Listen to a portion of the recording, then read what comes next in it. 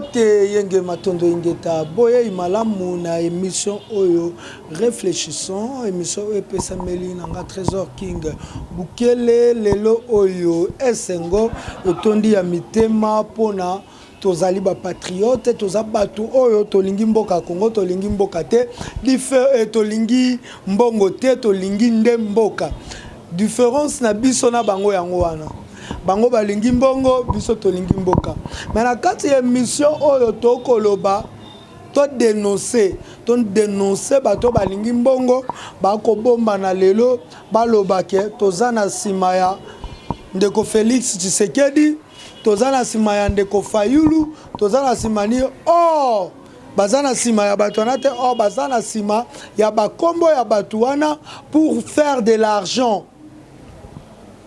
Bazana sima état de droit te bazana sima ya lokuté état de droit pour faire de l'argent.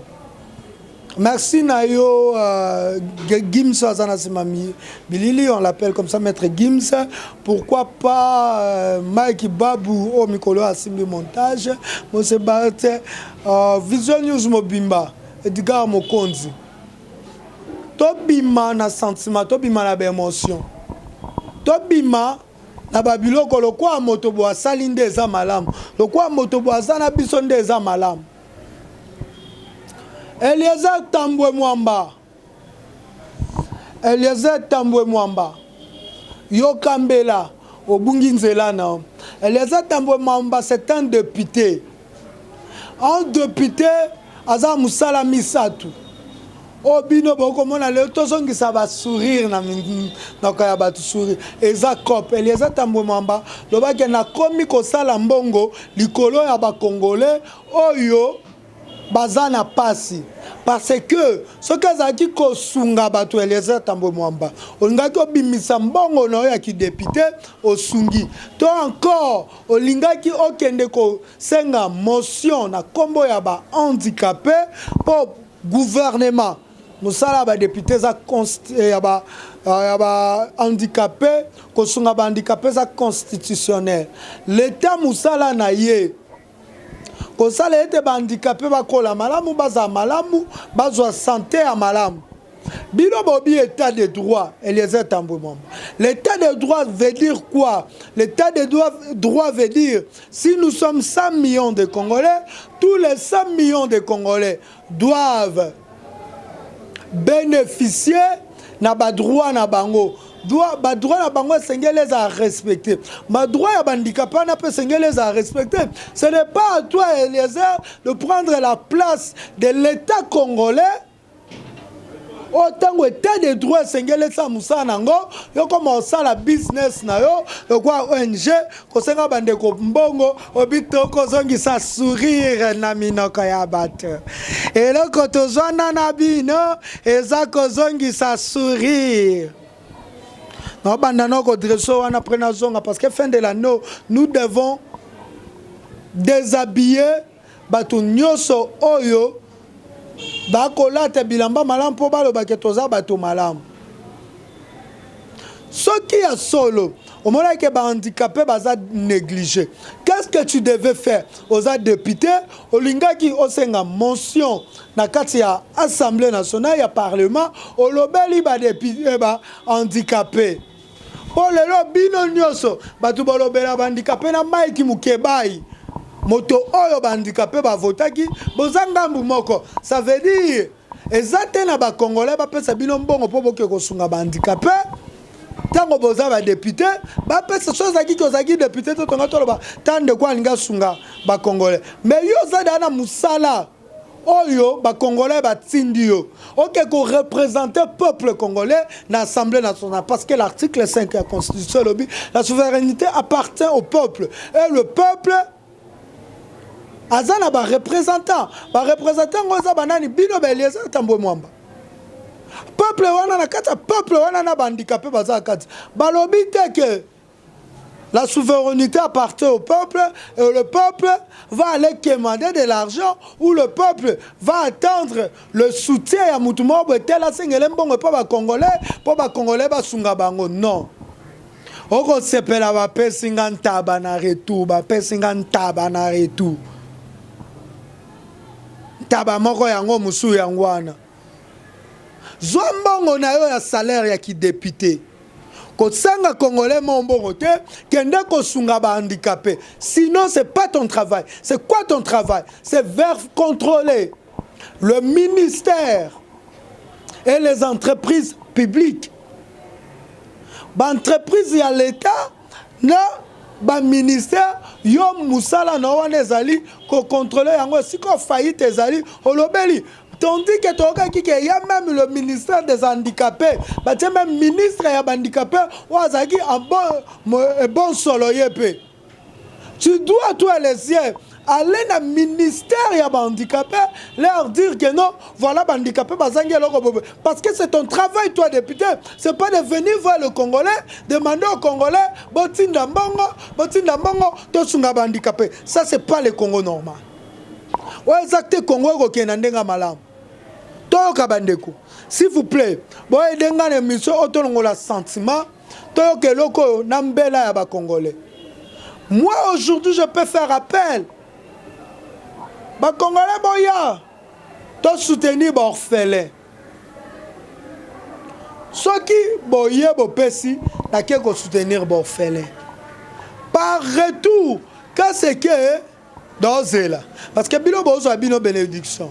On n'en disconvient pas. Mais je demande à Bandeko de soutenir Bolukano Batumusu Bolongo Eliezer. Boluka Moutaza député parce que ce n'est pas le travail d'un député. Le travail d'un député, s'il y a un ministère où il s'occupe de la Makambo handicapé, il y a ce qu'on appelle le ministère où il s'occupe de la Makambo social. Il faut s'occuper de la maman comme il a 3e âge, papa comme il a 3e âge, donc disons bateau comme il a 3e âge. Il faut s'occuper de la batouana coupé. Tango beaucoup changer misala toko comprendre toko kiwapi mais tolingi na 2021 ba pratique à boyeza lisouté. Vous les députés vous devez nous aider plutôt. Donc là vous avez dit que l'état de droit et zokota na Congo ouais des biso poto bénéficier na droit na biso ouais des handicapés on n'a pas bénéficier na droit na bango parce que donner à quelqu'un le poisson c'est pas mauvais mais l'apprendre à pêcher c'est mieux. C'est bien de donner à quelqu'un le poisson. Mais quoi apprendre à pêcher, c'est mieux. Mais les attamboués, ceux qui ont ça, pour aider les handicapés, c'est bien. Mais nous voulons que tu fasses le mieux. Le mieux, c'est quoi? Qu'il y ait un ministère social. Par exemple, vous avez la Maman Denise Théo, Fondation Maman Denise Nyakwero, Fondation Live Lembe. Non, ce n'est pas le travail de la Fondation. Il faut d'abord l'État congolais apprendre les personnes vivant avec handicap en charge et puis bino boya ko sa musala sima tango l'état kokokozwa bato na te député musana eza koloba sinon boko bunga nzela toko dénoncer bino en voulant dénoncer les autres tu te dénonces toi-même Eliezer Tambo moma nengo liambongo ba congolais. Pour bandi bajo lelote o banda ki liboso tangu kabila zaki a pouvoir de cotiser pour na boye mbongo wana lelote lelote cotiser pour la orphelin. Si les gens donnent $2000, toi tu vas aller donner $500 biloko à orphelin, tu vas aller si les gens donnent $5000 tu donnes $200 et tu prends les images au même yango na ba mikili ya poto na za ONG on a sunga bakoka bolinga kolia ba mbongo partout. Ça, c'est pas le patriotisme. Le patriotisme, c'est quand on fait quelque chose, ça attendre les retours. Na zimbongo nangai, na kien na pesi handicapé. Ça concerne mbongo et pas bato retour. Batu bango mo ba moni ba sepe ba bi musala Eliezer osa le senge pe to sa nini to sungaye po to pesa bande ko sourire. Mais tango yo belela personne moninga sourire. Deuxième musala ya député. Musala ya député ezali sous nini ko voter ba loi na Assemblée nationale. Quelle loi que tu as? Tika na citoyen. Tu as voté yo Eliezer Tambo. Pour l'intérêt ba congolais. Loi nini? Projet de loi nini oh yo Eliezer au proposant pour l'intérêt ba congolais. Pour l'intérêt à handicapé wana parce que si réellement au lingi makambo ya handicapé, tu dois proposer, faire des propositions de loi pour les handicapés, on a pas bien. Parce que ce sont des Congolais. Mais toi, tu ne fais pas de propositions de loi, de propositions de loi, mais tu t'en dis que, aux autres cas, les bossons étendant pour demander, quémander, au nom des Congolais. Toi, tu as des pratiques qui ont besoin de. Parce que nous, nous dénonçons. Les sous-nini. Et c'est nga li koloba na kombo ya peuple. Kolobela peuple. Troisième musala député. Bande konangi to kamala. Chaque moment les députés aye na télévision, aye na réseaux sociaux. Koloba makambo eza na biloko misa touté. Ko contrôler ba entreprise publique, ba ministère, ko voter loi. Ko proposer ba loi, pe ko voter loi, topé li susu. Koloba pona peuple o etindaki kuna c'est que le député a commencé à business ne le quoi to timbele les ça business ne oh business les atambo bandi le lote e bandi kala na prochainement dans une vidéo là qui sabino de business et bandi et les autres vous avez déjà résisté en quoi dans la qui lobby de résister oh yo lobby ko résister na ngote le moi Trésor Kimbukele journaliste résistant oh lobby bilo bozaki ba journaliste engagé atanenga nini au moins Denis Nyakwero abanda kosa makambo eza pon intérêt ba congolais mais ce ka kosa makambo eza intérêt na ye moko Denis Nyakwero pona kokorolia ba panzi ya ngando ba panzi ya mboloko ya mukumbusu ba panzi ya dinosaure ba panzi ya chimpanzé ba panzi ya nino ya dinosaure na Turquie, moi je ne suis pas partant. Moi je veux dire, je veux soutenir Bateau Bazar pouvoir quand le droit et la liberté des Congolais est comme irrespecté. Quand l'occupation est sous la Congo. Mais Bino, lobby na zongisayo, un journaliste engagé mais qui marche avec Olive Lembe parce que tu savais que tu étais un agent de d'ANR. Que tu jouais le double échelle les Tambo Mwamba parce que ngai lelo soit ba benginga pembe na bango c'est que balingi ba bomangai to balingi ba kangisanga yo ba pusinga ba mais yo pusana otambola même okenda ba vieux ba voyage na Olive Lembe o liambongo Kabila pendant que Kabila to pouvoir to rappeler lisu batu diama ya ngani ngoika sanji ba kanga yo to sala ba mission. Tu devais dénoncer. Mais tant Obimi, tant Oliembongo, Angoika Santina Kacho, Obimi, tu n'avais rien dit. Jusqu'aujourd'hui, tu n'as rien dit. Et ça qui mbongo ya batwa Kabila, on a été oyo le lo koloba. Elle y est tambo moi. Kata. Ce que l'y a kambongo te, Kobima na yo, olinga ki o continue ko dénoncer. Biso ba auto kangami pour l'occupation rwandaise. Mais il y a des gens qui nous ont proposé de l'argent. Il y a la communauté toute qui nous a appelés. Pourquoi nous continuons à dénoncer? Parce que ton lien non bon on a bangoté. Parce que soit babego ba yebiso tantôt kanga munoko, tantôt sala ba comédie à ko dénoncer au Mike Mukeba sala to Osanito comme ça va avancer. Mais yo, tant que benga diamana, si tu n'avais pas bouffé de l'argent, après, ngala yana tout non ma diamant, qu'est-ce que tu avais dit? Nazwa qui liberté conditionnée. Na kolobali soute, sote bako kangangai. Eliezer, yo banga, on résiste à coûter contre prison, on résiste à coûter contre diamant et aujourd'hui tu te manques de résistants. Oh, bah, on résistait contre Bambongo, bah, tu vas proposer, bah. Toi, les gens ont résisté, les bossons falanga ngoika sans. Au coca qu'on résisté, les bossons ambongo Olive Lembe. Au coca qu'on résisté, les loyaux, tu veux t'expliquer un gotier si tu commis. Tu es venu pour encourager l'occupation. Yo. Mike Mukebai, parce que Mike Mukebai, jusqu'à présent, il soutient le Rwandais. Mais pendant qu'il soutient le Rwandais, Félix Tshisekedi soutient le Rwandais. Bisoto lingi occupation rwandaise kende. Yo les tu soutiens le Rwandais. La qui sangayi.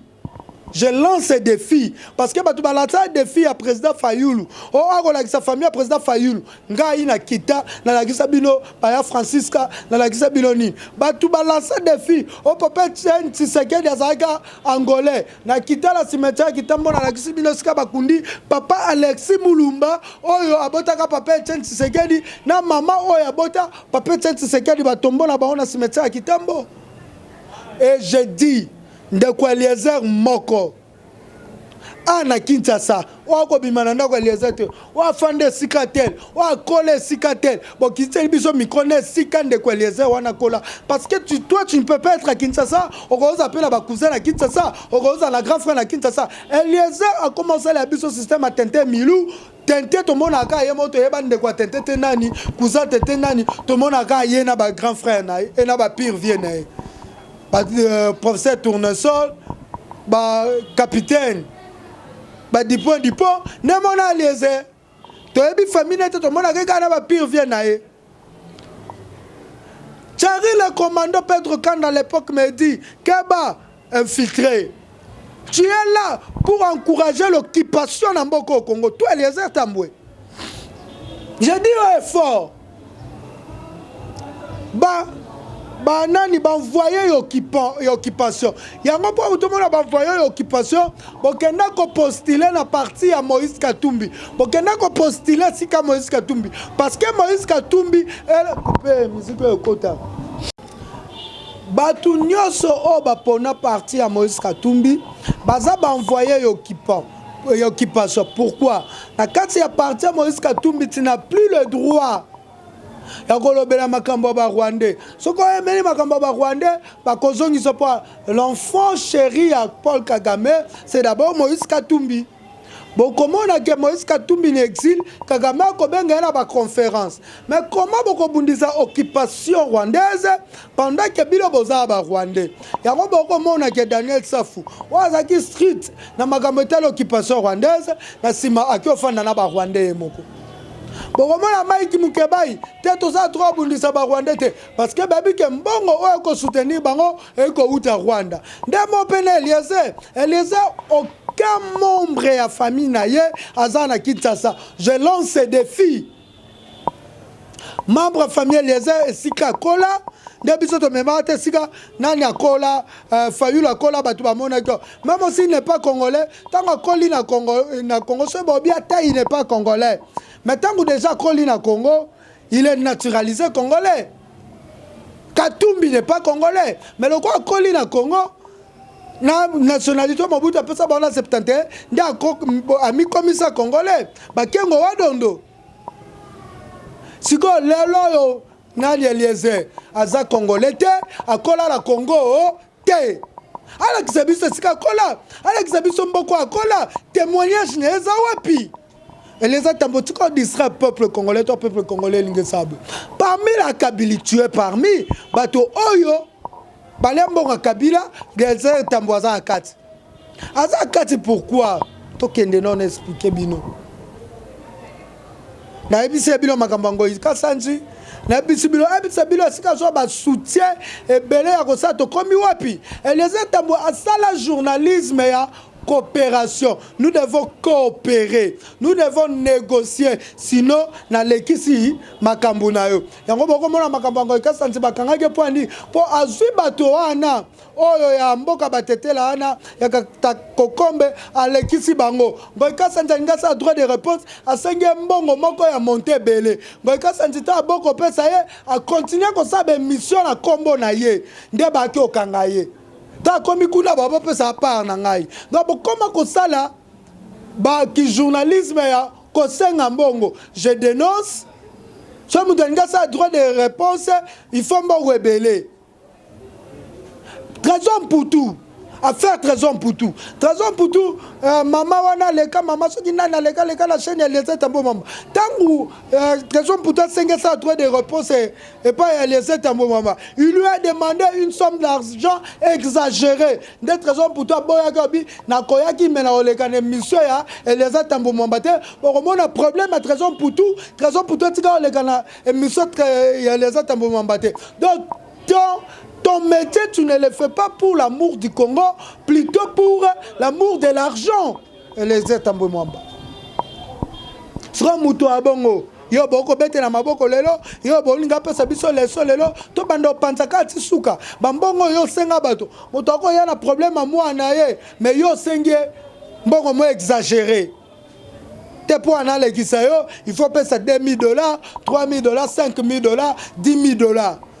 Ok, même n'a pas $10 000. Faire un travail pour le patriotisme. Parce que Moussa, la journaliste, c'est avoir les formations, vérifier les formations et diffuser les formations.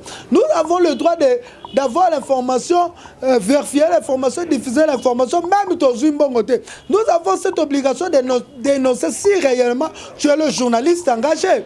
Combien de bateaux c'est ça baba aventure au côté la papa ndako papa tient Tshisekedi to babuka yango balobi makambu Jean-Marc Mutabunki na simoke pas Jean-Marc Abundo ki osenga mbongo. Eliezer Tambwe Mwamba, c'est à toi que je parle. To bimiso pa biloko eze belé ba dossier eze belé. Yo la ki sa batu keno bon comment osenga batu na ba voiture.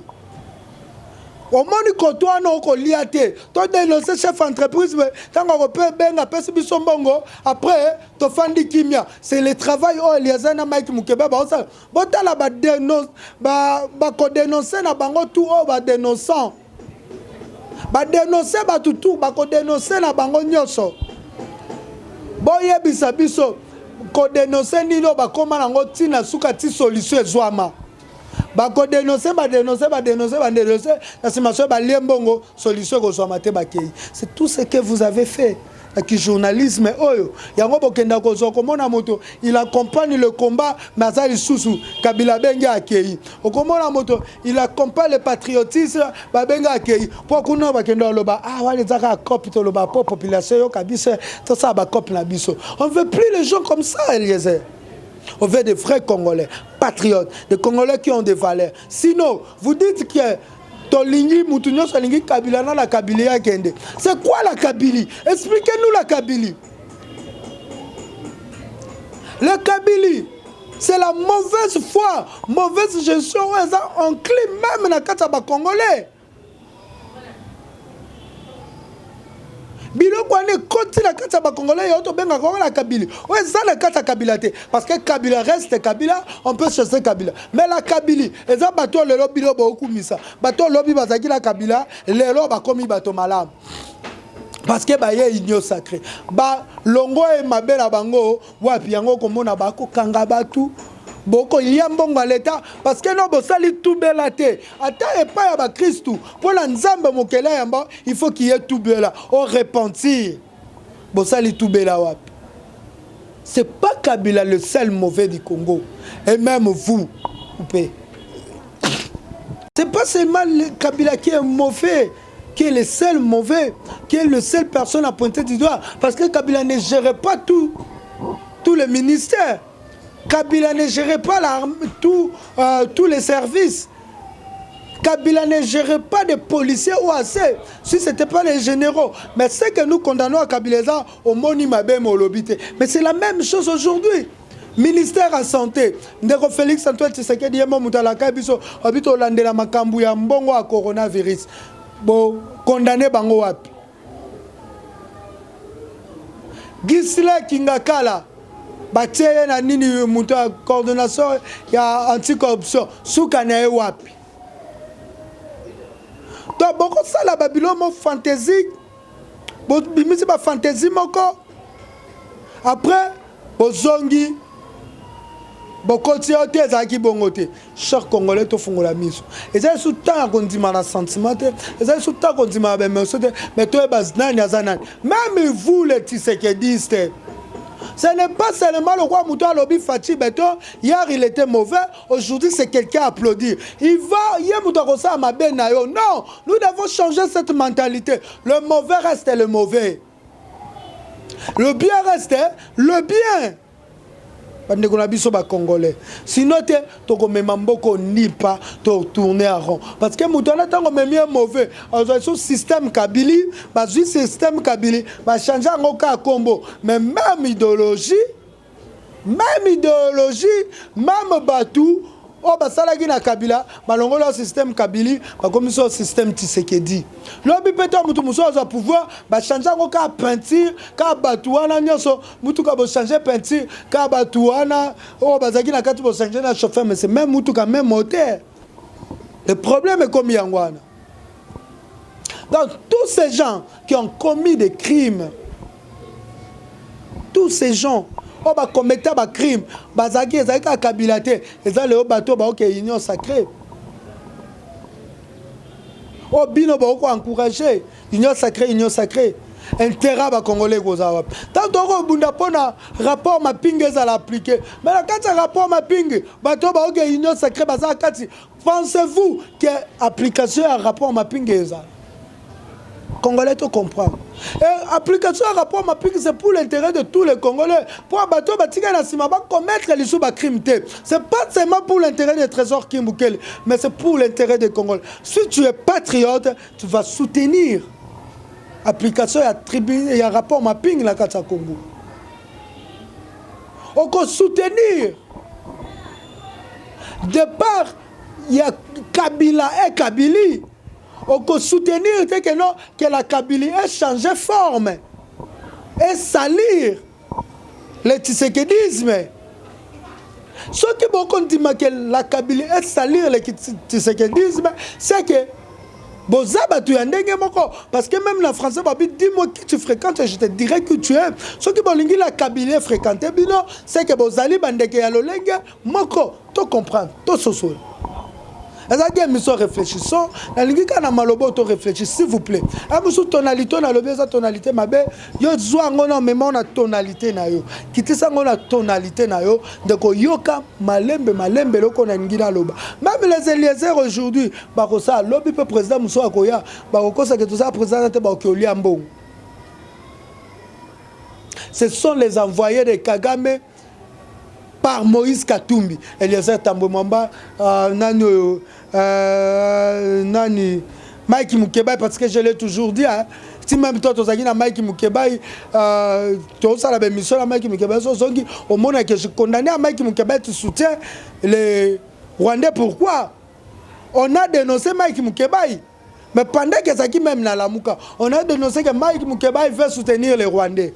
Bon, si les lois sont à dénoncer, mais le mal est avec vous. Vous ne dénoncez pas ce qui est mal parce que vous avez batouana.